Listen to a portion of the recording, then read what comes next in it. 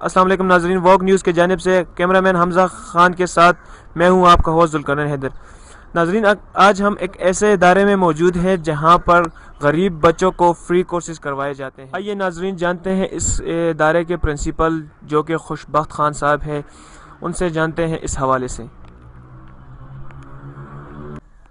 ثناءاللہ صاحب، جیسے کہ پاکستان میں ہماری تعلیم تھیوری پہ مشتمل ہے 90% سے زیادہ، تو اس حوالے سے آپ کو ٹیکنیکل اور پریکٹیکل کورسز کا کیسے خیال آیا؟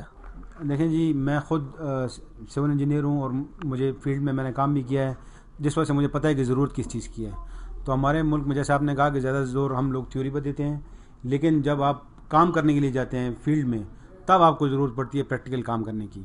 اور دوسری بات یہ ہے کہ آپ ہمارے ملک میں ٹیکنیکل سکل بہت ہی، اس کا لیول بہت کم ہے۔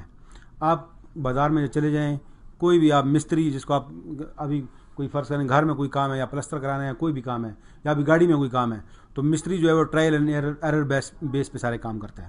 اس کو کوئی ٹیکنیکل نالج نہیں ہوتی کہ یار یہ کام اصل میں کرنا کیسے ہے، اور نہ اس کی اسکل اتنی اچھی ہوتی ہے۔ اور وہ سیکھتے کس طرح ہیں؟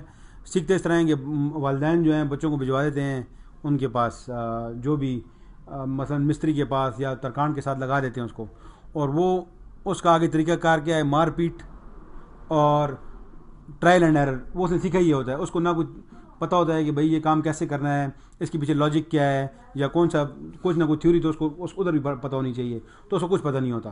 اس کو صرف یہ پتہ ہوتا ہے کہ بھئی جب یہ کام آئے گا تو میں نے اس طرح کرنا ہے، اس طرح نہیں ہوا تو پھر دوسرا میتھڈ، پھر تیسرا میتھڈ۔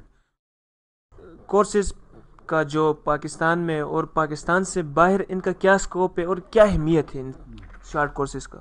دیکھیں، یہ شارٹ کورسز ہیں نا، ان کی اہمیت جو ہے وہ یونیورسل ہے۔ ان کے پاکستان میں بھی، پاکستان سے باہر بھی ان کی بہت اہمیت ہے۔ جیسے آپ سمجھیں، جس طرح ہمارے بڑے شہر ہیں، ادھر بھی آپ کو بہت مشکل سے آپ کو اچھے کاریگر ملتے ہیں۔ تو آپ سوچیں جب آپ بٹگرام جائیں، کونچ ویلی جائیں، یا ادھر سرن ویلی وغیرہ جائیں اور کوہستان وغیرہ، ادھر آپ سوچیں کہ کیا حالات ہوں گے جب ادھر آپ کو اچھا مستری نہیں مل سکتا، اچھا کاریگر، بیسیکلی مستری بھی وہ ہے، کاریگر آپ کو اچھا نہیں مل سکتا کسی چیز کا، تو آپ سوچیں گے